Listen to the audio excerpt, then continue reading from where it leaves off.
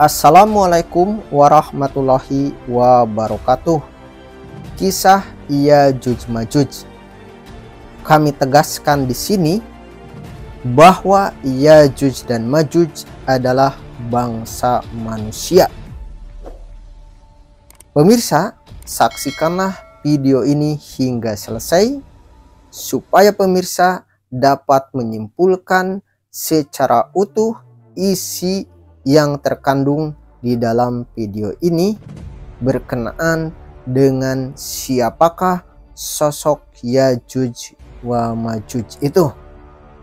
Di sini kami akan membahas pengertian sosok, ciri, populasi, dan lokasi dari Ya'juj Ma'juj.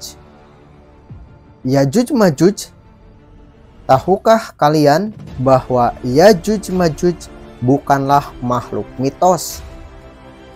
Dan ternyata Ya'juj Ma'juj memiliki bentuk yang menyerupai manusia karena Ya'juj dan Ma'juj itu adalah manusia sama seperti kita. Dalam Islam disebutkan juga bahwa salah satu tanda akhir zaman ataupun tanda kiamat adalah dengan datangnya Ya'juj Ma'juj. Terdapat banyak keterangan yang kemudian bertebaran tentang hal ini. Salah satunya adalah terkait sosoknya.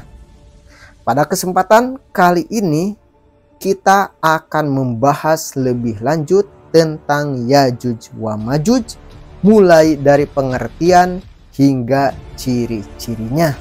Jadi simaklah video ini hingga selesai.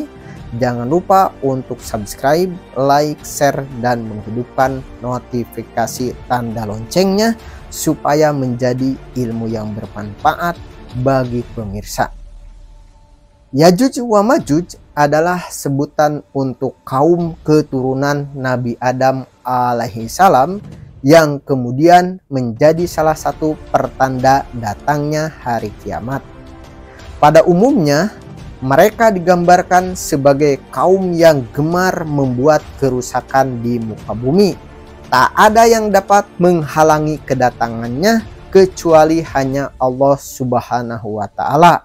Disebutkan dalam suatu riwayat bahwa Ya'juj Ma'juj ialah keturunan Yafit putra Nuh. Mereka kemudian tidak tinggal di alam goib seperti pada malaikat dan jin. Ya'juj wa Ma'juj tinggal di bumi yang kita tinggali saat ini. Cuman terhalang dengan tembok benteng yang dibuat oleh Dzulkarnain. Sosok Ya'juj wa Ma'juj tak digambarkan secara gamblang di dalam Al-Quran. Sebagian ahli tafsir kemudian menggambarkan Ya'juj Ma'juj sebagai simbol dari perangi-perangi manusia yang buruk. Meski demikian, kedatangan Ya'juj Ma'juj adalah sesuatu yang pasti karena sosoknya sudah dijelaskan dalam Al-Quran. Etimologi Ya'juj dan Ma'juj sendiri berasal dari bahasa Arab. Ya'juj yang berakar kata ujaj yang bermakna mengering, setelahnya mengeras, dan satu lagi dari kata al-aj yang artinya ketika musuh datang dengan cepat sekali. Sementara itu, Ma'juj berasal dari kata ma'ja yang bermakna goncang. Menurut Abu Hatim, Ma'juj berasal dari maja, yaitu berarti kekacauan. Ma'juj juga berasal dari mujuj, yaitu malaja. Namun, menurut pendapat yang sahih, Ya'juj dan Ma'juj bukan isim mustaq, melainkan ismi ajam serta lakob atau julukan. Setiap dari akar kata ini kemudian memiliki kesesuaian dengan sifat kaum Ya'juj serta Ma'juj tersebut.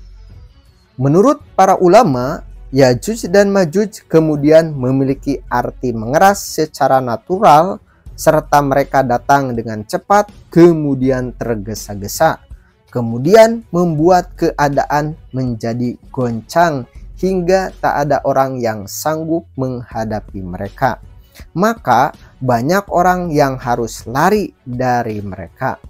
Sifat mereka juga dikatakan sangat keras, kasar, membunuh, sombong, biadab, merampok, gigih, senang berperang, merusak, memperkosa korbannya, serta mereka tak menyukai umat suatu bangsa selain dari diri mereka sendiri.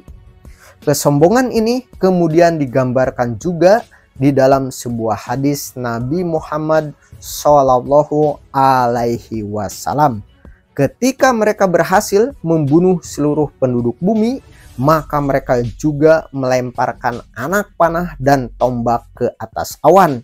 Mereka beranggapan bahwa mereka berhasil membunuh penduduk langit, yaitu para malaikat, karena anak panah dan tombak mereka kembali dengan berlumuran darah. Sosok Yajuj Majuj dalam Al-Quran dan hadis. Mengutip tafsir Al-Marogi oleh Ahmad Mustafa Al-Marogi, secara fisik kaum Yajuj Majuj ini berasal dari ras Turki serta Mongol. Ciri-ciri ini dijelaskan dalam hadis Rasulullah Shallallahu Alaihi Wasallam berikut ini. Al-Imam Ahmad rahimullah meriwayatkan dari Ibnu Harmalah bahwa kemudian Rasulullah Shallallahu Alaihi Wasallam bersabda, "Sesungguhnya kalian berkata tak ada musuh, sementara kalian juga senantiasa memerangi musuh, hingga datang Yajuj dan Majuj yang bermuka lebar, bermata sipit, berambut pirang. Mereka juga kemudian datang dari setiap arah, wajah-wajahnya serupa tameng-tameng yang telah dilapisi kulit." Hadis riwayat Ahmad. Tempat tinggal asli mereka berada di bagian utara benua Asia, tepatnya berada di negara Mongolia bagian timur Turkistan. Selain itu, mereka juga menetap berada di wilayah tersebut serta tidak akan mampu keluar darinya karena terdapat dinding Dzulqarnain yang dipasang dengan kuat sejak bertahun-tahun lamanya atau ribuan tahun lamanya. Mengenai dinding Dzulqarnain, sesungguhnya telah terbuka pada zaman Nabi. Rasulullah Shallallahu Alaihi Wasallam juga bersabda, "Hari ini dinding Yajuj dan Majuj telah dibuka seperti ini." Lalu ia melingkarkan ibu jari dengan jari telunjuk. Kemudian dengan terbukanya dinding tersebut akan selalu bertambah hingga akhirnya lenyap dan hancur pada hari kiamat nanti. Ciri-ciri Yajuj dan Majuj. Dalam ajaran Islam, melansir dari buku Fitnah Dajjal dan Yajuj dan Majuj yang mengungkap misteri kehancuran Dajjal dan Yajuj Majuj yang ditulis oleh Lilik Agus Saputro, Yajuj dan Majuj ialah manusia keturunan Nabi Adam alaihi salam yang kemudian tak jauh berbeda dengan manusia sekarang.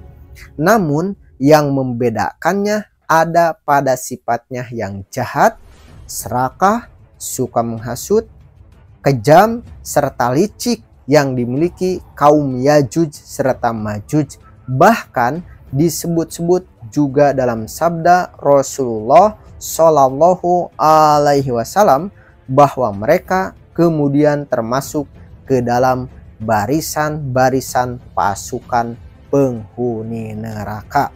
Rasulullah Shallallahu Alaihi Wasallam bersabda, Allah Subhanahu Wa Taala berfirman kepada Nabi Adam, "Keluarkanlah para pasukan penghuni neraka." Maka Nabi Adam kemudian bertanya, "Apakah itu pasukan penghuni neraka?" Allah Subhanahu Wa Taala berfirman, "Mereka yang berasal dari setiap 1000 orang, 999 orang." Kemudian kepada para sahabat ia bertanya, "Siapa yang satu ini, wahai Rasulullah?" Aku kemudian menjawab, "Bergembiralah kamu, sesungguhnya penghuni neraka itu dari kalian satu serta dari Yajuj dan Majuj 1000. Hadis riwayat Bukhari. Kemunculan mereka kemudian turut berperan dalam menciptakan kekacauan serta kerusakan dengan takdir yang telah mereka tetapkan. Hal ini kemudian telah menjadi ciri khas yang mereka yang bahkan tak lagi memiliki waktu untuk beribadah. Selain itu, mereka juga digambarkan sebagai kaum yang menghabiskan banyak waktu untuk mengumpulkan kekayaan, merusak sumber daya alam, serta tak pandai dalam bersosialisasi, juga tidak pintar dalam ilmu pengetahuan. Saat melewati danau, airnya kemudian akan diminum hingga habis. Ketika bertemu manusia, ia juga kemudian turut membunuhnya. Ia tak akan merasa puas di dalam hal apapun. Tulis buku Fitnah Dajjal dan Yajuj dan Majuj yang mengungkap misteri kemunculan Dajjal dan Yajuj wa Majuj. Ahli tafsir Imam Ahmad kemudian memberikan berbagai gambaran mengenai kemunculan Yajuj dan Majuj sebagai pertanda datangnya hari kiamat. Mereka juga akan turun dari gunung layaknya air bah yang mengalir dengan deras. Dari Muhammad bin Bashar dari Ibnu Harmalah, dari ibunya, ia kemudian mengatakan Rasulullah Shallallahu Alaihi Wasallam pernah berkhutbah mengenai karakteristik yang dimiliki oleh kaum Yajuj dan Majuj. Beliau bersabda, kalian mengatakan tak memiliki musuh, kalian tetap akan melawan musuh sehingga keluar Yajuj dan Majuj yang bermuka lebar, bermata sipit, bersosok atau juga berkulit kuning, akan turun dari setiap perbukitan seakan wajah mereka kemudian rata bagai permukaan palu. Hadis riwayat Ahmad. Geologi atau genealogi. Ibnu Katsir yang menerangkan bahwa mereka kemudian adalah dari keturunan Adam, dari keturunan Nuh, serta dari anak keturunan Yafid, yaitu nenek moyang bangsa Turki, yang diisolir oleh tembok ataupun benteng tinggi yang telah dibangun oleh Dzulqarnain, Magog bin Yafet bin Nuh bin Lamik atau Lamaka. Populasi. Yajuj dan Majuj juga merupakan dua bangsa yang sangatlah besar jumlahnya. Perbandingannya adalah 1:999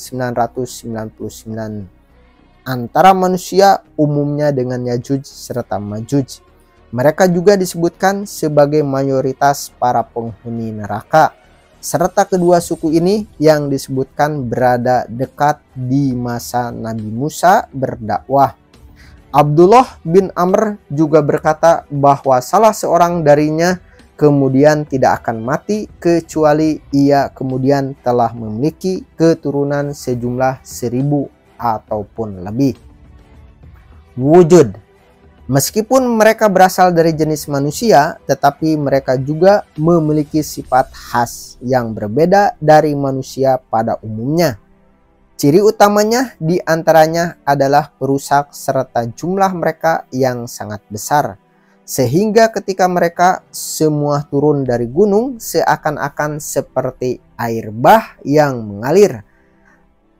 Tak pandai berbicara dan tidak fasih, bermata kecil atau sipit, ia juga berhidung kecil, lebar mukanya, merah warna kulitnya, juga seakan-akan wajahnya seperti perisai, serta sifat-sifat lain. Lokasi. Sebuah lukisan Iran kuno yang berasal dari abad ke-16 menggambarkan pembangunan sebuah tembok. Lukisan oleh Qasim dari abad ke-16 ini kemudian diilustrasikan dari Al-Quran. Manusia membangun tembok dalam menghalangi serangan Yajuj dan Majuj. Raja Dzulqarnain dalam sebuah perjalanannya sampai di suatu tempat di antara dua gunung. Dia juga menemukan suatu kaum yang tak dikenali bahasanya. Kaum itu juga mengatakan kepadanya bahwa terdapat bahaya mengancam mereka, yaitu dari Yajuj dan Majuj, serta mereka meminta untuk membangun tembok yang kemudian dapat melindungi mereka dari kejahatan Yajuj dan Majuj. Kemudian Dzulqarnain yang memenuhi permintaan mereka. Menurut Al-Quran, Yajuj dan Majuj diisolasi di antara dua gunung oleh para pasukan Dzulqarnain beserta para kaum yang terpencil yang meminta bantuan kepadanya.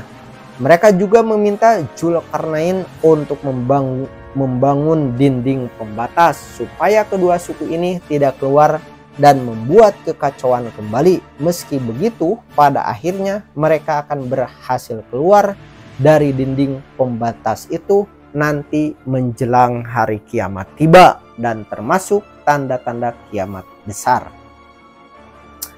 Asia Barat. Menurut Asy-Syaikh Abdurrahman Asy-Sya'bi, Yajuj Ma'juj terletak di belakang pegunungan Qauqaz atau Kokas atau Kaukasus. Memang ada sebagian yang berpendapat bahwa pegunungan inilah yang kemudian merupakan benteng yang dimaksud. Deretan pegunungan ini dibuat memanjang tanpa celah dari Laut Hitam hingga Laut Kaspia sepanjang lebih dari 1.200 km. Kecuali terdapat bagian kecil dan sempit yang disebut juga sebagai celah Darial, terletak di negara Georgia sepanjang kurang lebih 100 meter. Pada bagian celah inilah diduga penghalang dari Yajuj dan Majuj itu dibangun. Sebagian orang juga menyatakan bahwa keberadaan tembok ini telah tenggelam dan hingga saat ini berada di Azerbaijan dan Armenia. Tepatnya berada di pegunungan yang sangat tinggi serta keras. Ia juga berdiri tegak seolah-olah diapit oleh dua buah tembok yang sangat tinggi. Tempat ini kemudian tercantum pada peta-peta Islam ataupun Rusia, terletak di Republik Georgia. Asia Tengah.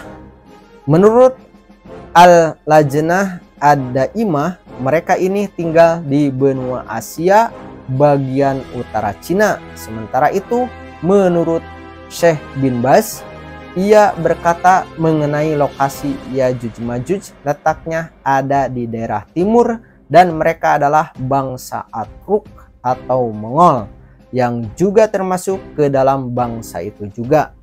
Abdullah Yusuf Ali dalam tafsir The Holy Quran kemudian menuliskan bahwa distrik Hisar, Uzbekistan 240 km di sebelah tenggara Bukhara terdapat celah sempit di antara gunung-gunung batu. Letaknya berada di jalur utama antara Turkestan ke India dengan koordinat 380 N dan 670 E.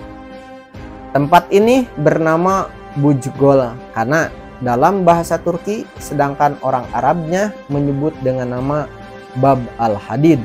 Sementara itu, bangsa Persia menyebutnya Dar-i-Hani dan Cina menamakannya Timenkuan yang kesemuanya memiliki arti pintu gerbang besi.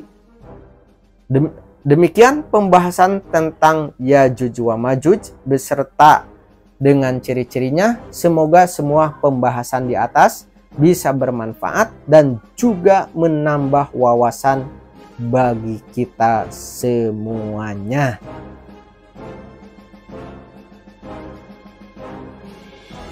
Video ini dikutip dari tulisan gramedia.com.